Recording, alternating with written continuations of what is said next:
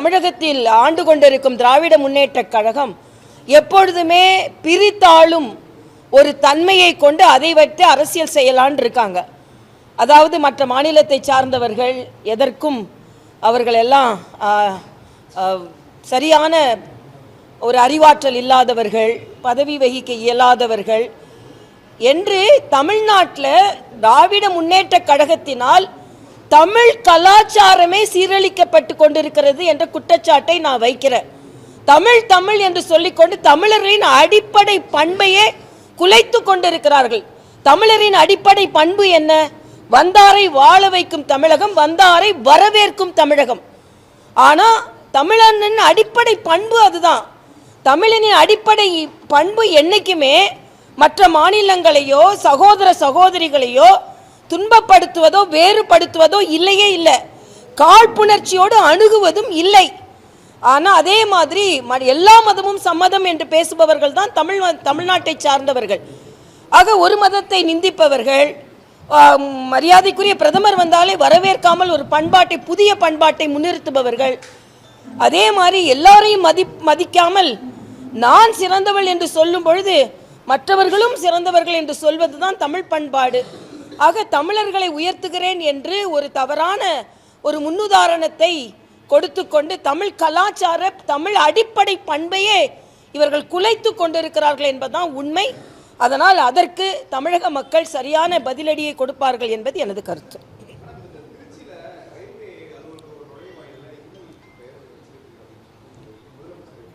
இல்லை, நானே சொல்லியிருக்கேன். அது எப்படின்னா, அது தமிழ் படுத்தியது தப்பு. அதே தமிழ்னா தமிழை படுத்தணும். ஆக தமிழ் படுத்தாமல் துவாரான அது கர்த்தவிய துவாரான கர்த்தவியான கடமை, அங்கே துவாரான வாழ்னு சொல்லலாம், இல்லைன்னா வழின்றது அப்படிக்காக சொல்லியிருக்கலாம். பட் அது அப்படி தானே மொழிபெயர்க்கணும் அப்படின்னு.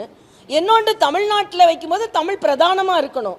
இதை நான் ட்வீட் பண்ணால் அதிகாரிகள் இதை சரி செய்திருக்கணும்னு சொன்னால், இல்லை இந்தி திணிப்பு தான் உங்களோட குறிக்கோள் அப்படின்னு எல்லாரும் பாயிறீங்கன்னா, நான் கேட்குறேன், தமிழ்நாட்டில் ஒரு சர்க்குலர் வந்ததுப்பா, கீதா ஜீவன் அவங்களுக்கு தெரியும், ஹிந்தியும் தெரிந்திருக்க வேண்டும் அப்படின்னு ஒரு சர்க்குலர் வந்தது. அப்போ அதிகாரிகள் தப்பு செஞ்சாங்கன்னு சொன்னீங்க. அப்போ தமிழ்நாடு அரசு ஹிந்தியை திணிக்க முயற்சி செய்ததா? அதே மாதிரி இன்னைக்கு முதலமைச்சர் ஒரு பெரிய பட்டியலை கொடுக்குறார். இன்னைக்கு நாங்கள் செல்வமகள் சேமிப்பு திட்டம் தான் நாங்கள் சொல்லுகிறோம். அதே மாதிரி புதுச்சேரியில் ஜல்சக்தியை இல்லந்தோறும் இனிய குடிநீர் தான் நான் மொழிபெயர்த்திருந்தேன். நான் ஒரே ஒரு கேள்வி கேட்கிறேன், என்னைக்குமே தமிழ்நாட்டில் திணிப்பு என்பதற்கு எந்த முயற்சியும் மத்திய அரசால் மேற்கொள்ளப்படவில்லை. ஆனால் திணிப்பு என்பதை நீங்கள் திணித்து கொண்டிருக்கிறீர்கள் என்பதுதான். தமிழை முதன்மையாக நாங்கள் கொண்டிருக்கிறோம். இன்னைக்கு புதிய கல்விக் கொள்கையில் தமிழ் தான் பிரதானப்படுத்தப்படுகிறது, தாய்மொழி. அதுக்கு நீங்கள் எதிர்க்கிறீங்க. நீட் தமிழிலும் எழுதலாம் அப்படின்றத கொண்டு வந்தது பாரதிய ஜனதா கட்சியின் அரசு. ஆனால் நீங்கள் ஒரு குரூப் 2 எக்ஸாமை கூட ஒழுங்காக நடத்தாமல், ஆனால் எல்லா நாளும் தமிழை பற்றி நீங்கள் பேசி கொண்டு இருக்கிறீர்கள் என்பதுதான் நான் கேட்குறேன். யூபி அரசாங்கத்தில் இருந்தீங்கல்ல, அன்னைக்கு ஏதாவது நீங்கள் எல்லாத்தையும் நீங்கள் தமிழில் ஹிந்தியில் இருக்கு நீங்கள் எனக்கு குற்றம் சாட்டி இருக்கிறீங்களா? தமிழ் படித்து கொண்டு இருக்கிறோம் நாங்கள், நம்ம மாநிலத்திற்கு ஏற்ற மாதிரி. ஏனென்றால் இது இயல்பு. மத்தியில் இருக்கும் பொழுது அந்த பெயர்கள் அப்படி இருக்கிறது. ஆனால் நாங்கள் இங்கே பேசும்பொழுது பிரதம மந்திரியின் காப்பீடு திட்டம், பிரதம மந்திரியின் வீடு கட்டும் திட்டம், செல்வமகள் சேமிப்பு திட்டம் அப்படின்னு தான் சொல்லி கொண்டு இருக்கிறோம். உங்களுக்கு எல்லாம் கலைஞர் பெயர் வந்தனா உங்களுக்கு எல்லாம் சரியாக இருக்கும். அதனால் அரசாங்கத்தின் தோல்வியை மறைப்பதற்கு எப்பெல்லாம் முன்னிறுத்தணுமோ அப்போ ஹிந்தியை கையில் எடுத்துக்குவாங்க. ஹிந்தியை கையில் எடுத்துக்கொண்டு நான் கேட்குறேன், இதே தயாநிதி மாறன் ஹிந்தியில் போஸ்ட் அடிக்கலன்னு சொல்ல சொல்லுங்க, ஓட்டு வேணும்னு சொல்ல சொல்லுங்க பார்க்கலாம். சுயநலத்திற்காக இவங்கெல்லாம் ஹிந்தியில் போஸ்ட் அடித்தாங்க, ஹிந்தியில் பேசி ஓட்டு கேட்டாங்க. நாம் அப்படி பஞ்சவந்தி மாதிரி கலர் மாறுறவங்க இல்லை. கலரை போட்டால் கூட உண்மையான கலரை போட்டுக்குவோம், நாங்கள் கலரை மாற்றிலாம் போட மாட்டோம் நாங்கள். அதனால் இன்னைக்கு முதலமைச்சர் பதற்றத்தில் இருக்கிறாரு. முதலமைச்சர் மட்டும் இல்லை, அவங்க கூட்டணி கட்சிகளே பதற்றத்தில் இருக்கிறாங்க. அதனால் உண்மையான பிரச்சனை எவ்வளவோ நான் கேட்குறேன். நாங்குநேரியில் ஒரு கலவரம் இங்கே வெட்டி கொண்டு இருக்காங்கங்க. அதை பற்றி வெங்கடேசன் பேசுகிறாரா? கம்யூனிஸ்டுகள் பேசுகிறீங்களா? ஆனால் ஒரு ஹிந்தி வாழை பற்றி நாங்கள் தான் சொல்லிட்டோம்ல, அது தவறு, அதிகாரிகள் தவறு செய்துக்கா மாற்றுங்க, நானே சொல்லிட்டேனே காலையில். ஏன் உண்மையான பிரச்சனை எங்கெங்க ஓடிக்கொண்டிருக்கு. வேங்கை வயல் கண்டுபிடிச்சிங்களா நீங்க? ஆக உண்மையான பிரச்சனை தமிழ்நாட்டில் ஓடிக்கிட்டு இருக்குங்க. 2.5 வயசு குழந்தை பாலியல் பலாத்காரம் செய்திருக்கிறாங்க திராவிட முன்னேற்ற கழக நிர்வாகினால. ஏர்லைன்ஸ்ல போன ஏர் ஹோஸ்டஸ் கிட்ட தவறா நடந்து திராவிட முன்னேற்ற கழகத்தை சார்ந்தவர் கைதாகி இருக்கிறார். இதெல்லாம் என்ன சொல்றீங்க நீங்க? ஆக உணர்வு பூர்வமாக பல பிரச்சனைகள் தமிழ்நாட்டில் நடந்துகிட்டு இருக்கு. உடனே அதை மூடி மறைக்கிறதுக்கு அந்த காலத்து உங்களோட இந்த ஹிந்தி எதிர்ப்பு திணிப்பு இந்த மாய்மாலாம் ஒன்றும் நடக்காது. மக்களுக்கு நன்றாக புரிந்து வைத்திருக்கிறார்கள். மரியாதைக்குரிய பாரத பிரதமர் வந்தா தமிழ்ல பேசுறாரு, தமிழ்ல ட்வீட் போடுறாரு, தமிழுக்கு மரியாதை கொடுக்கிறார்கள்.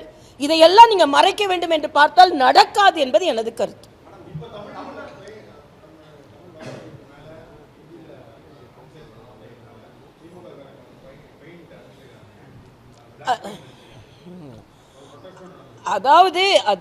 அதாவது காலையில் நானே சொல்லிட்டேன், சரியாக மொழிபெயர்த்திருக்கணும், இல்லைனா சரியான தகவல் வைத்திருக்கணும்னு.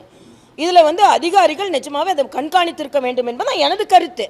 நான் உண்மையை சொல்கிற உடனே அதிகாரிகள் மீது பழி போடுகிறார்கள் அப்படின்னா நான் அதான் கேட்டேன். தமிழ்நாட்டில் ஒரு சர்க்குலர் வந்தது ஹிந்தி தெரிஞ்சிருக்கணும்னு, அப்போ ஸ்டாலின் போட சொன்னார், நான் கேட்க மாட்டேன்னா? ஒரு இது பரீட்சை குரூப் 2 பரீட்சையை 800 பேர் வைக்கிற இடத்துல 160 பேருக்கு மாதிரி தான் சீட் போட்டிருந்தீங்க. அப்போ நீங்கள் தான் செஞ்சீங்களா? அப்போ நீங்கள் செய்கிற எல்லா குளறுபடியும் செய்வீங்க. நான் மறுபடியும் சொல்கிறேங்க, தமிழ்நாட்டில் தமிழக பாரதிய ஜனதா கட்சி தமிழுக்காகத்தான் இருக்கிறது. தமிழுக்கு எந்த நிந்தனை வந்தாலும் நாங்களும் பொறுத்துக்கொள்ள மாட்டோம். அப்படி செய்யக்கூடிய நிலைமையில் மத்திய அரசு இல்லை. மத்திய அரசு எல்லா மொழிகளுக்கும் உரிய அங்கீகாரத்தை கொடுத்து கொண்டு தான் இருக்கிறது. ஆனால் நீங்கள் மத்தியில் ஆட்சியில் நடக்கும்போது எப்படி இருந்தீங்க? ஹிந்தி எதிர்ப்பு போராட்டத்தில் ஹிந்தியை திணித்தவர்களோடு இன்னைக்கு நீங்க கூட்டணி வைத்துக் கொண்டு இருக்கிறீர்கள். அதை முதல்ல புரிஞ்சு கொள்ளுங்க. ஆக உண்மையிலேயே நீங்கள் யார் ஹிந்தி எதிர்ப்பு, யாரை எதிர்த்தீர்கள்? காங்கிரஸ் எதிர்த்தீங்க. அன்னைக்கு அதிகாரப்பூர்வமாக தமிழ்நாட்டில் ஹிந்தியை திணிச்சது காங்கிரஸ். ஓட்டுக்காக நீங்கள் யார் வேணாலும் கூட சேர்ந்துக்குவீங்க. ஆனால் எங்களை சொல்லி கொண்டிருப்பீர்கள். மரியாதைக்குரிய பாரத பிரதமர் அவர்கள் இன்னைக்கு ஆதிச்சநல்லூர் அகழ்வாராய்ச்சியை நாங்கள் வெளியே கொண்டு வரோம்னா கீழடி என்னாச்சுன்னு கேட்க வேண்டியது. கீழடிக்கு அதிகமாக நிதி ஒதுக்கியதே மரியாதைக்குரிய பாரத பிரதமர் அவர்கள் தான். ஆக நீங்கள் உங்களோட தோல்வியை மறைப்பதற்கு மறுபடியும் மொழி பிரச்சனையை எடுத்து வந்தால் நிச்சயமாக மக்கள் அதை ஏற்றுக்கொள்ள மாட்டார்கள் என்பதை நான் தெளிவுபடுத்துகிறேன். பத்திரிகை சகோதரர்கள் இந்த ஃப்ரேசஸ் எதையும் விடாமல் தயவு செய்து போடுங்க. அது அப்போதான் சரியாக வரும். ஏன்னா நாங்கள் தமிழுக்காக எல்லோரும் தான் தமிழுக்காக போராடி கொண்டு இருக்கிறோம். பக்கத்தில் பாண்டிச்சேரி இருக்குங்க, தமிழில் தான் பல திட்டங்களை நாங்கள் சொல்லி கொண்டு இருக்கிறோம். இதோ இங்கே ஒருத்தர் சொல்கிறாரு, தமிழ்நாட்டில் தேசிய ஜனநாயக கூட்டணி வந்துருச்சுன்னா தமிழ் தாய் வாழ்த்து இருக்காது, தமிழ் இருக்காது. பக்கத்தில் புதுச்சேரியில் தமிழ் தாய் வாழ்த்தோடு தாங்க எல்லா கூட்டமும் ஆரம்பமாகிறது. அதனால் நிச்சயமாக தேசிய ஜனநாயக கூட்டணி வரும், வெற்றி பெறும். இங்கே அதை பொறுக்காமல் இப்பொழுதே பதற்றத்தோடு சில பிரச்சனைகளை எடுக்கிறார்கள் என்பதுதான்.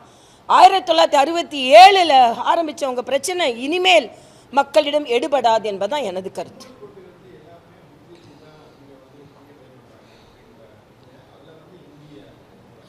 இல்லை, மறுபடியும் மும்மொழி கொள்கை என்றால் அது ஹிந்தி அல்ல என்பதை தெளிவுபடுத்தியாச்சு.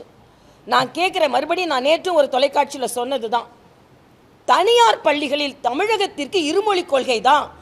அப்படி என்றால் தனியார் பள்ளிகளிலும் மும்மொழி கொள்கை கிடையாது. தனியார் பள்ளிகளில் தமிழ்நாட்டில் ஹிந்தி சொல்லிக் கொடுக்கப்படாது. தனியார் பள்ளி குழந்தைகளுக்கும் அரசாங்க பள்ளி குழந்தைகளுக்கும் ஒரே கல்விதான் பிரகடனப்படுத்த உங்களுக்கு தயாராக இருக்கிறீர்களா முதலமைச்சர் அவர்களே? நான் கேட்குறேன். ஒன்று, எல்லோருக்கும் ஒரே மாதிரி கல்வியை கொடுங்கள். கல்வி கட்டணம் கட்டி படிக்கிற குழந்தைங்களுக்கு இன்னொரு மொழியை சொல்லிக் கொடுத்தால் அது இந்த குழந்தைகளுக்கு தவிர்க்கப்பட்டால் வருங்காலத்தில் வாய்ப்புகள் அவர்களுக்கு அதிகமாக கிடைக்குமா இல்லையா? இன்னொன்று, ஒரு மருத்துவர் என்ற முறையில் சொல்கிறேன், தாய்மொழி கல்வி தான் தேசிய கல்விக் கொள்கை, புதிய கல்விக் கொள்கை உணர்த்துகிறது. எப்படி தாய்ப்பால் சீக்கிரமாக குழந்தைகளுக்கு ஜீரணமாகுமோ அதே மாதிரி தாய்வழி கல்வி உடனே ஜீரணமாகும், ஏற்றுக்கொள்ளப்படும். அது உங்களால் ஏற்றுக்கொள்ள முடியாது. ஏனென்றால் ஹைகோர்ட் கண்டனம் சொல்கிற வரைக்கும் தமிழ் வழி கல்வி முழுவதுமாக இங்கே இல்லை. தமிழ் பாடம் இருந்துதான் ஒரு பள்ளி நடத்தப்பட வேண்டும் என்ற கட்டாயம் தமிழகத்தில் இல்லை. நீங்கள் இன்னைக்கு 6வது முறை ஆட்சி செய்கிறீர்கள் முதலமைச்சர் அவர்களே. மரியாதைக்குரிய பாரத பிரதமர் என்ன சொன்னார் தெரியுமா? முதல் நான் ஆட்சிக்கு வரும்பொழுது முந்தைய ஆட்சியின் ஹோல்ஸ்ன்னு சொன்னார், இடைவெளிகளை நான் சரி செய்தேன். அடுத்த ஆட்சிக்கு வரும்பொழுது அடுத்த நான் முன்னேற்றத்திற்கான வழிவகைகளை நான் ஆரம்பித்தேன். அடுத்த ஆட்சிக்கு வரும்பொழுது 2047 என் நாடு எப்படி இருக்கும் என்று தொலைநோக்கு திட்டத்தை நான் போடுகிறேன் என்று 3 முறை ஆட்சிக்கு வந்ததை சரியாக கணக்கிட்டு சொன்னார். ஆனால் இன்னைக்கு 5 முறை ஆட்சிக்கு வந்து 6வது முறை ஆட்சிக்கு வந்துட்டு 7வது முறை ஆட்சிக்கு வருவேன் கனவு கண்டுவிட்டு இருப்பவர்கள் கூவத்தை சுத்தம் செய்கிறேன்னு சொன்னாங்க, இன்னைக்கு வரைக்கும் சுத்தம் செய்யலை.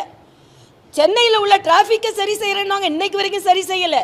சென்னையை சிங்கப்பூர் ஆக்குவேன்னு சொன்னாங்க, சாதாரண ஊராக கூட சென்னையை ஆக்கலை. வெள்ளம் வரும்பொழுது வடிகின்ற சென்னையை நான் கொடுக்குறேன், நாங்கள் இன்னைக்கு வரைக்கும் வடிகால்காங்க 4000 கோடி எங்கே போச்சுன்னே தெரியல. இன்னைக்கு குண்டும் குழியுமான சாலைகள். தங்க நாற்கர் கூட ஒரு நாள் சொன்னேன், பாண்டிச்சேரியிலேருந்து 1.5 மணி நேரத்தில் வந்துட்டேன். சென்னையிலேருந்து என்னோட சகோதரர்கள் ராயபுரத்துலேருந்து நுங்கம்பாக்கம் வர்றதுக்கு 2 மணி நேரம் ஆக்குனாங்க. நான் சொன்னேன், என்னக்கா நீங்கள் சீக்கிரம் வந்துட்டீங்களேன்னு நான் சொன்னேன், நான் வந்தது நம்ம ஆட்சி கொண்டு வந்த தங்க நாற்கர சாலை, நீங்கள்லாம் வந்தது பிரியா போட்ட கார்பரேஷன் சாலை, அதனால தான் உங்களால் வர முடியல. நான் 1.5 மணி நேரத்தில் வந்துட்டேன், 2 மணி நேரம் உங்களுக்குள்ள உள்ளால் வர முடியலன்னு. இப்படித்தான் இருக்குது. அதனால் சும்மா மக்களை ஏமாற்றி கூட முடியாது, மொழி அரசியலை வைத்து இனிமேலும் மக்களை ஏமாற்ற முடியாது என்பது எனது கருத்து.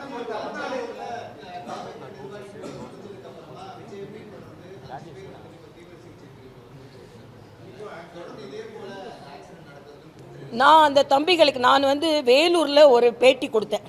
அப்போ சொன்னேன், தம்பி விஜய் நீங்கள் கூரை போட்டு என்னமே நிகழ்ச்சிகளை நடத்துங்க. நான் சொன்னதுனால தான் செஞ்சார்னு இல்லை, ஆனால் அதுக்கு அடுத்த நிகழ்ச்சியிலேருந்து அவங்க தம்பிங்களை வெயிலில் காய வைக்காமல் நல்ல கொட்டகை போட்டு நடத்துனாங்க. சரி, அவங்கெல்லாம் மயக்கம் அடையாமல் உயிரிழப்பு இல்லாமல் இருப்பாங்க அப்படின்ற ஒரு நிம்மதி நமக்கு வந்தது. திருப்பியும் பின்னால் போய் ஆக்சிடெண்ட் ஆகிறது நல்லதில்லை. முதல்ல அதை கட்டுப்படுத்த வேண்டும் என்று நான் கேட்டுக்கொள்கிறேன். முதல்ல தமிழ்நாட்டில் ஆட்சிக்கு வந்தால் நம்ம எப்படி கட்டுப்படுத்துவோன்னு இருக்கட்டும், நம்ம கூட்டத்தை எப்படி கட்டுப்படுத்துவோம், நமக்கு பின்னால் வர தொண்டர்களை எப்படி கட்டுப்படுத்துவோம் தம்பி விஜய் அதை முதலில் முயற்சி செய்து ஒரு முன்னுதாரணமாக இருக்க வேண்டும் என்பது எனது கருத்து.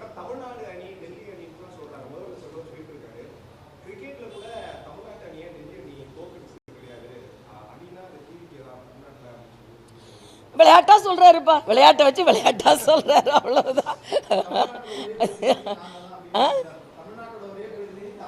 அது கரெக்டு. அதாவது என்ன சொன்னாருன்னா, எங்கிட்ட இருக்கிறது இமோஷன் அப்படின்னு.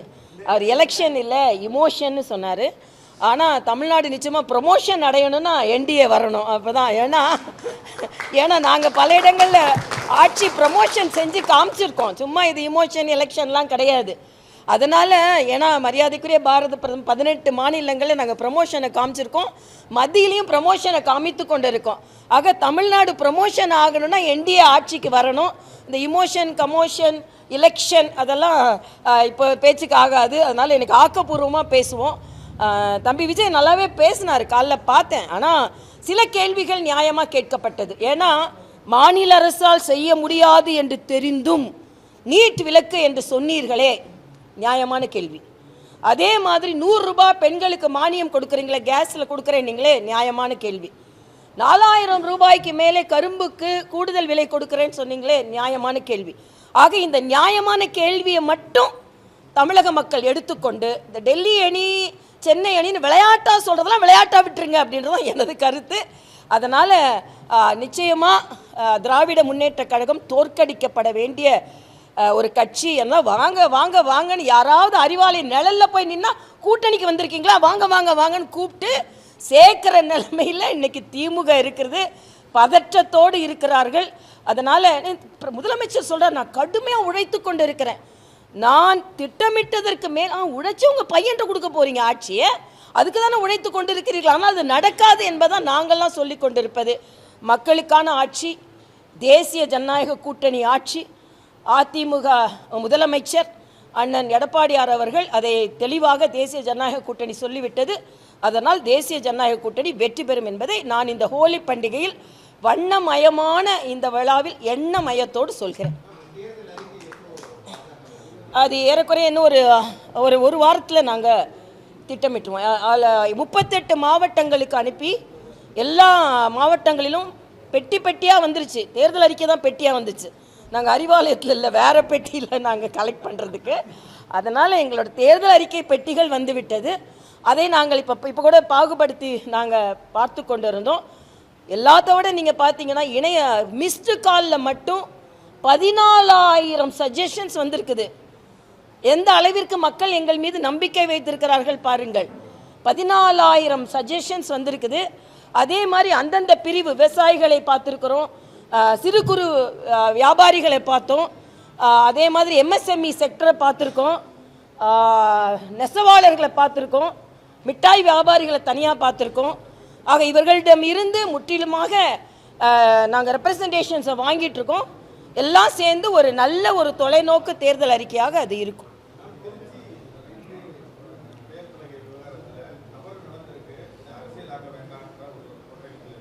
யாரு?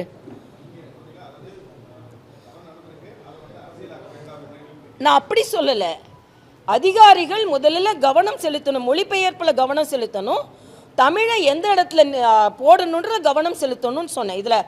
ஏன்னா அவங்க மொழிபெயர்ப்பே முதல் தப்பு. அதாவது கர்த்தவிய துவாரான்னா அது தமிழில் என்னன்னு மொழிபெயர்க்கணும் பாருல. தமிழில் கர்த்தவிய துவாரான்னு போட்டால் தமிழ் மொழிபெயர்ப்பு ஆயிராது. அதை அதிகாரிகள் பார்க்கணும். இன்னொன்று, தமிழ்நாட்டில் பேசும்போது தமிழை பிரதானமாக போட்டுட்டு மற்ற மொழிகளை போடணுன்றது நான் என்னோட கருத்து. இதை நீங்கள் கவனிங்கன்னு நான் சொல்லியிருக்கேன், அவ்வளோதான். ஏன்னா இது உடனே நேரடியாக தான் மத்திய அரசு தான் இந்திய திணிக்கிற மாதிரி உடனே இவங்க எல்லாம் போடுறாங்களே, அது தவறு. அந்த எண்ணம் மத்திய அரசுக்கு கிடையாது, அந்த திணிப்பு எண்ணமும் கிடையாது. இதை சரி செய்யுங்கள் என்றது எனது கோரிக்கையாக நான் வச்சேன், அவ்வளவுதான்.